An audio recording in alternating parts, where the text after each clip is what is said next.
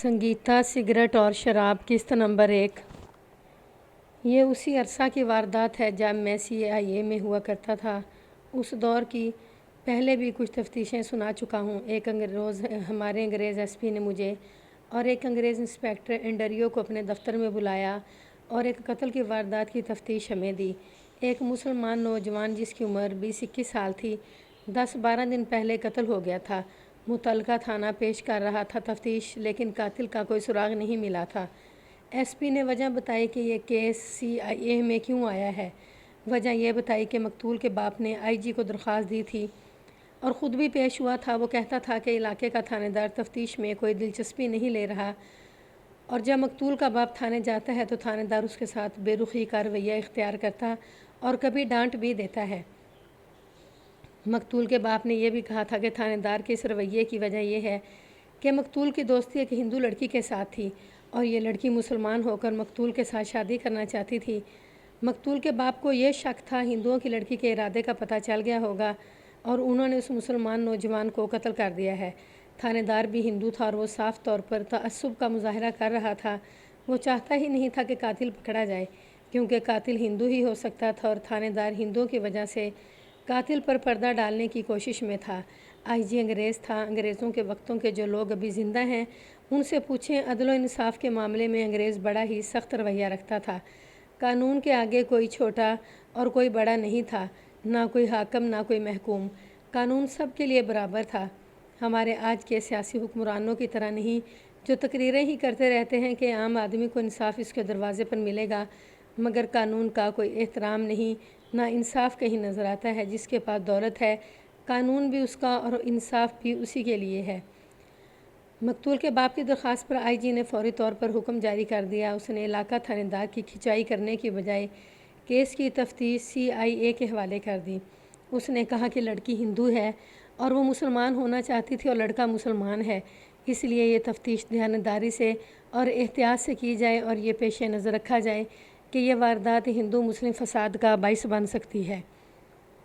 देखो मलक, SP ने मुझे कहा, मैं इंस्पेक्टर एंडरियो के साथ तुम्हें इसलिए लगा रहा हूँ कि इस तफ्तीश में तुम ही कुछ कर सकोगे, लेकिन ये तफ्तीश इस तरह करना कि ये भूल जाना कि तुम मुसलमान हो।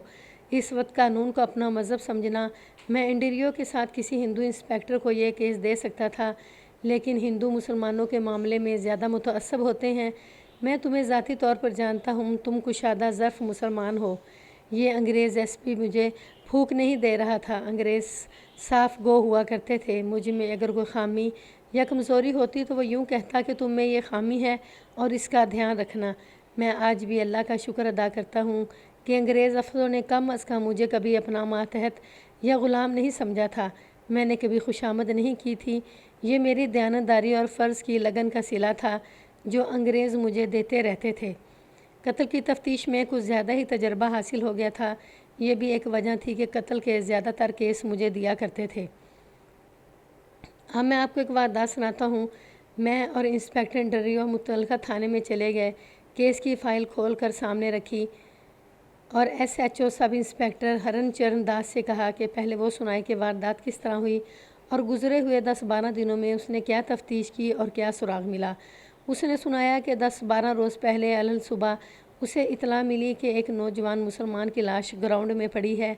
अच्छी बात यह हुई कि 3-4 आदमियों ने उस नौजवान को कत्ल होते देखा था। मकतूल का नाम तो कुछ और था, लेकिन मैं उसे लतीफ़ लिखूँगा। मुझे मालूम तो नहीं, मेरा ख्याल है कि मकतूल का ख़ानदान पाकिस्तान में आकर आबाद हो गया होगा और मैं इस ख़ानदान की निशानदेही नहीं करना चाहता।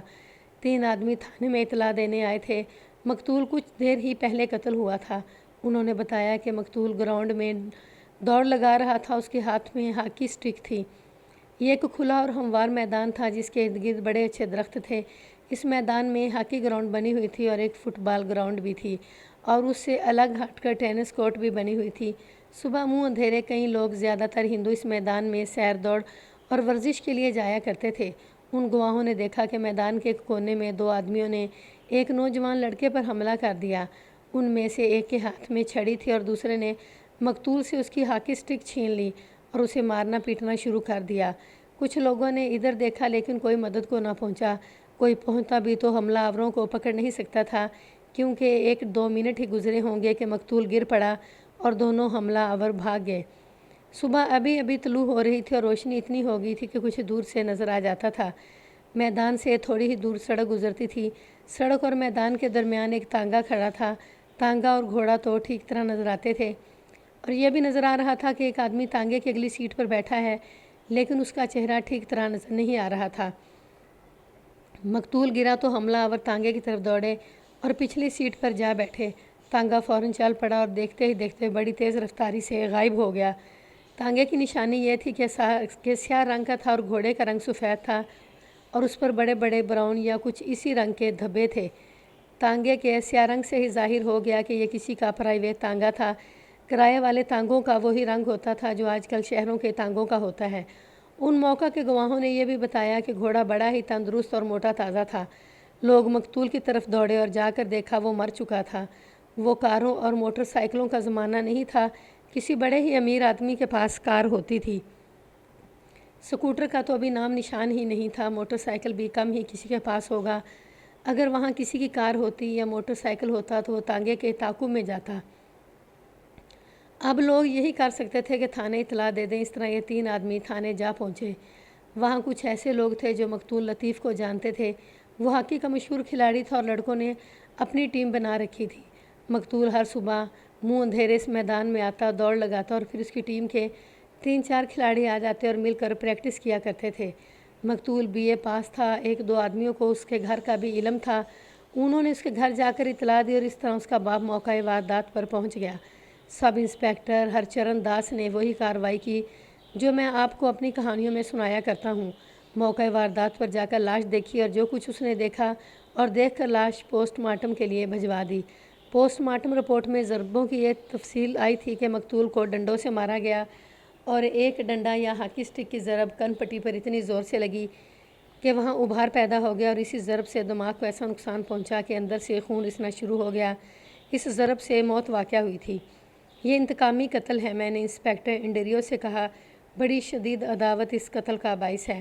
انسپکٹر انڈریو بچہ یا اناڑی نہیں تھا، اس کی بھی یہی رائے تھی۔ یہ ساری روایات سن کر انسپکٹر انڈریو نے ہرچرن داس سے پوچھا کہ اس نے اب تک کیا تفتیش کی ہے اور وہ کسی حتمی رائے تک پہنچا ہے یا نہیں۔ ہرچرن داس نے بتایا کہ مقتول لڑکا جھگڑالو طبیعت کا شخص تھا اور ذرا سی بات پر لڑائی مول لے لیتا تھا۔ ظاہری طور پر اس کی کسی کے ساتھ دشمنی نہیں تھی، لیکن کچھ ایسے اشارے ملے ہیں جن سے پتہ چلتا ہے کہ مقتول راہ جاتی لڑکیوں اس کے ساتھ چھیڑ چھاڑ اور بدتمیزی کیا کرتا تھا۔ کسی غیرت مند نے اسے اسی وجہ سے مار دیا یا مروا دیا ہوگا۔ میں نے سب انسپکٹر ہرچرن داس کی یہ باتیں تفصیل سے نہیں سنائیں، صرف یہ مختصر سی بات بطور نمونہ سنائی ہے۔ وہ جوں بولتا جا رہا تھا محسوس کر رہا تھا کہ وہ یہ ثابت کرنا چاہتا ہے کہ مقتول اپنی کسی غلطی یا زیادتی کی وجہ سے قتل ہوا ہے اور وہ بد اخلاق آدمی تھا۔ ہرچرن کو معلوم نہیں تھا کہ ہمیں اپنا ہی SP بتا چکا ہے کہ ایک ہندو لڑکی کے ساتھ مقتول کی دوستی تھی۔ ایک بات بتاؤ ہرچرن، میں نے کہا، سنا ہے اس واردات میں کسی لڑکی کا بھی ذکر آتا ہے، یہ کوئی ہندو لڑکی ہے، اس کا کیا چکر ہے؟ میں نے صاف طور پر دیکھا کہ ہرچرن ذرا چونکا اور کچھ گھبرا گیا اور پھر اس نے اپنے آپ کو سنبھالا۔ ہاں ملک صاحب، اس نے جواب دیا، میں نے بھی سنا تھا لیکن یہ کوئی خاص بات نہیں تھی۔ مقتول نے ایک ہندو لڑکی کے ساتھ دوستی کرنے کی کوشش کی تھی لیکن لڑکی اس کے ہاتھ نہ آئی اور یہ بات اسی پر ختم ہو گئی۔ میں نے اس سلسلے میں 2-3 اور سوال کیے اور انسپکٹر انڈریو نے بھی کچھ پوچھا۔ ہرچرن داس نے کوئی تسلی بخش جواب نہ دیا، سیدھے طریقے سے جھوٹ بھی نہ بول سکا۔ میں نے اور انڈریو نے ایک دوسرے کی طرف دیکھا اور میں اٹھ کھڑا ہوا۔ انڈریو میرا یہ رد عمل سمجھ گیا۔ میں نے فائل اٹھائی اور ہم دونوں تھانے سے نکل آئے۔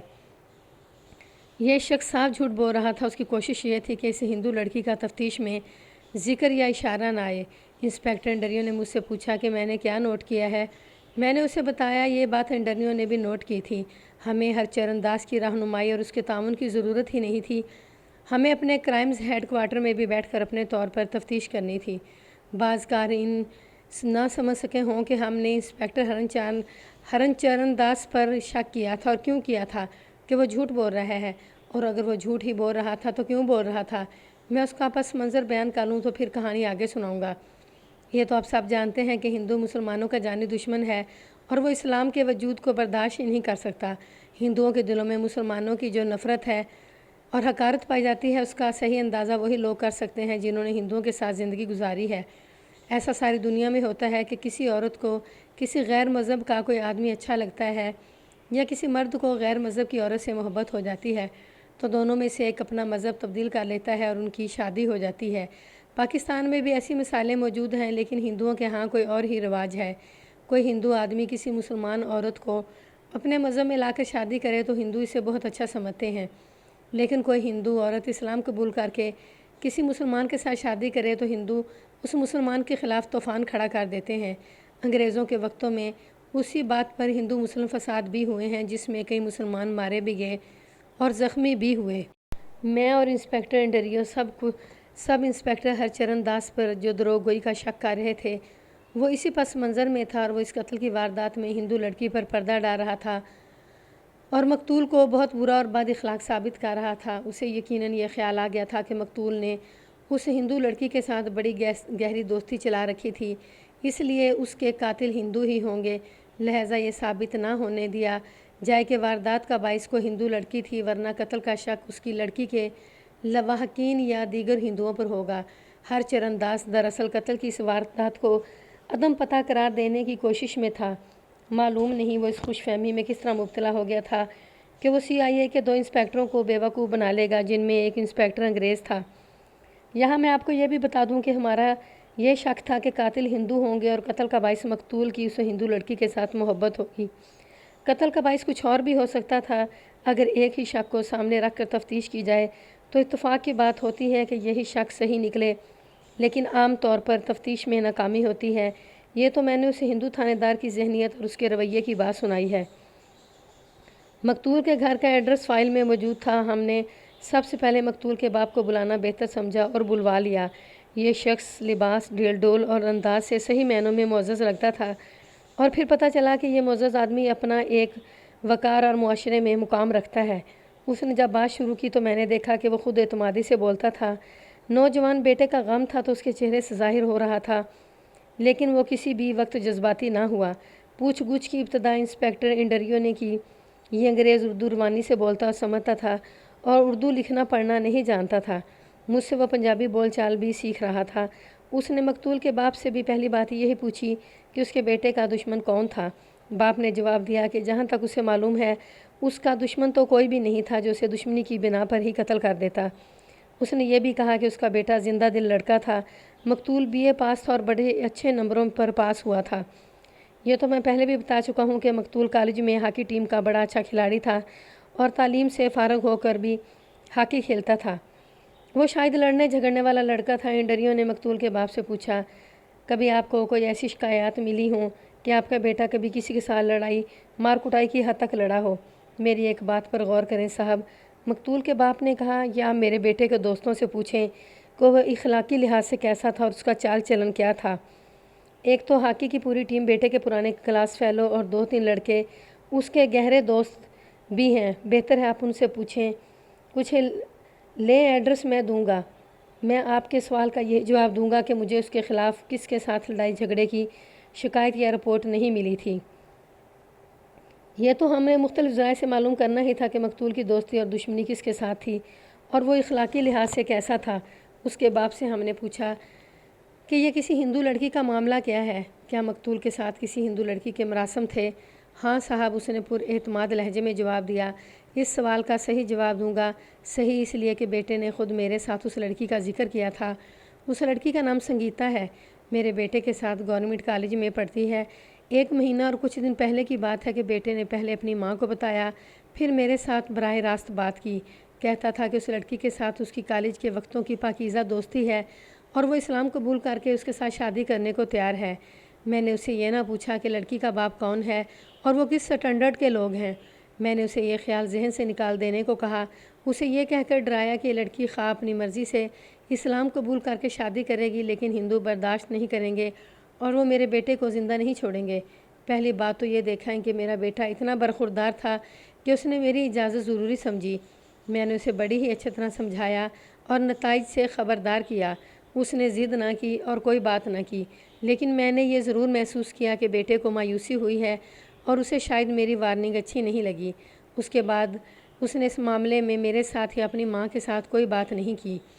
پھر اس سے پوچھا کہ اس نے سب انسپیکٹر ہرچرن داس کو یہ بات بتائی تھی۔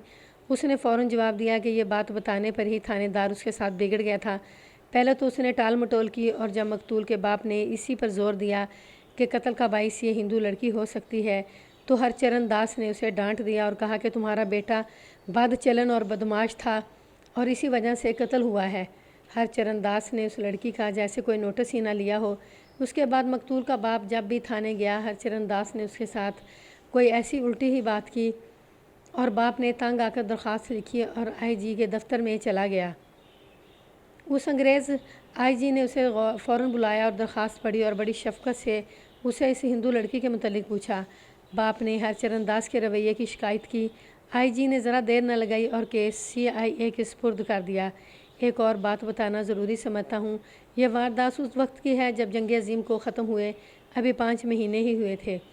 اس جنگ نے لوگوں میں ہر طرح کی بیداری پیدا کر دی تھی، جس میں سیاسی بیداری خاص طور پر شامل تھی۔ ہندوؤں نے جنگ کے دوران کاروبار، تجارت اور ٹھیکوں سے بے پناہ دولت کمائی تھی۔ اس کے ساتھ ہندو اور مسلمان لیڈر انگریزوں سے آزادی حاصل کرنے کے لیے اپنے اپنے محاذ پر سرگرم ہو گئے تھے۔ مسلمانوں کے لیڈروں کے سامنے تو ایک واضح لائحہ عمل تھا جو انہوں نے قرارداد پاکستان 23 مارچ 1940 کے مطابق طے کر لیا تھا۔ اس کے مطابق پاکستان کا نعرہ بڑی تیزی سے اٹھنے لگا تھا۔ ہندو اور دیگر غیر مسلم لیڈر پہلے تو پاکستان کا مذاق اڑاتے رہے، لیکن جوں جوں یہ نعرہ اور مطالبہ پھیلتا گیا اور اس نے پورے ملک کو اپنی لپیٹ میں لے لیا تو ہندوؤں کے کان کھڑے ہوئے۔ میں نے ہندوؤں کی ایسی آوازیں اپنے کانوں سے سنی تھی کہ پہلی بات یہ ہے کہ انگریز اتنے بیوقوف نہیں کہ ملک کو تقسیم کر دیں گے، اور اگر انہوں نے تقسیم کر ہی دیا اور پاکستان بن گیا تو وہ یعنی ہندو ملک کے تمام مسلمانوں کو مار مار کر یہاں سے بھگا دیں گے اور کہیں گے کہ جاؤ اپنے ملک میں جا کر رہو۔ اس طرح ہندو کچھ زیادہ ہی شیر اور دلیر ہو گئے تھے اور مسلمانوں کے پہلے سے زیادہ دشمن ہو گئے۔ مقتول کا باپ اس سے زیادہ کچھ نہیں جانتا تھا اور وہ بتا چکا تھا کہ ہمیں اس لڑکی سنگیتا کے متعلق بہت کچھ معلوم کرنا تھا۔ مقتول کے باپ نے مقتول کے 2 دوستوں کے نام بتائے، جن میں سے ایک کے گھر کا ایڈریس جانتا تھا۔ باپ نے بتایا کہ اس کے بیٹے کے یہ دونوں دوست اس کے گھر آتے رہتے تھے اور ان کی دوستی بہت ہی گہری تھی۔ ہم نے مقتول کے باپ کو فارغ کر دیا اور جس لڑکے کا اس نے ایڈریس اور نام دیا تھا ایک ہیڈ کانسٹیبل کو بھیج کر اسے بلوایا۔ یہ نوجوان لڑکا مقتول کا ہم عمر ہی تھا۔ وہ آیا تو میں نے اس کے دوست کا ایڈریس پوچھا، دوسرے دوست کا ایڈریس پوچھا جو اس نے بتایا۔ میں نے اسے کہا کہ میں اسے جیپ پر بھیجتا ہوں اور اس کے دوست کو بھی ساتھ لے آئے۔ یہ دیکھ کر کہ یہ لڑکا کچھ ڈرا ڈرا سا لگتا ہے، اسے چند منٹ اپنے پاس بٹھایا اور آہستہ سے اسے بتایا کہ میں مسلمان ہوں اور مجھ سے اور اس انگریز انسپیکٹر سے بالکل نہ ڈرے، ہم مقتول اور اس ہندو لڑکی کے متعلق کچھ معلوم کرنا چاہتے ہیں۔ اس طرح اس لڑکے کا حوصلہ مضبوط کر کے ہیڈ کانسٹیبل کو بلا کر کہا کہ وہ جیپ لے جائے اور اس لڑکے کو بھی ساتھ لے جائے اور اس کے دوست کو ساتھ لے آئے۔ کوئی 1 گھنٹے بعد یہ لڑکا بھی آ گیا، یہ بھی ان کا ہی ہم عمر لگتا تھا۔ انسپیکٹر انڈریو سے بات کر کے ان دونوں کو اکٹھا ہی بٹھا لیا۔ انہیں کہا کہ وہ جو کچھ بتائیں گے وہ کسی کو پتہ نہیں چلے گا کہ انہوں نے یہ راز کھولا ہے۔ میں نے ایک بار پھر انہیں کہا کہ میں مسلمان ہوں اور مجھے اپنا بڑا بھائی سمجھیں۔ میں نے یہ بھی کہا کہ وہ دونوں الگ الگ میرے پاس بیٹھنا چاہیں تو میں یہ بھی کر سکتا ہوں۔ دونوں نے یک زبان کہا کہ ان کی دوستی اتنی گہری ہے کہ ایک دوسرے سے کوئی بات چھپا کر نہیں رکھتے اور اکٹھے ہی بیٹھ کر ہر سوال کا جواب دیں گے۔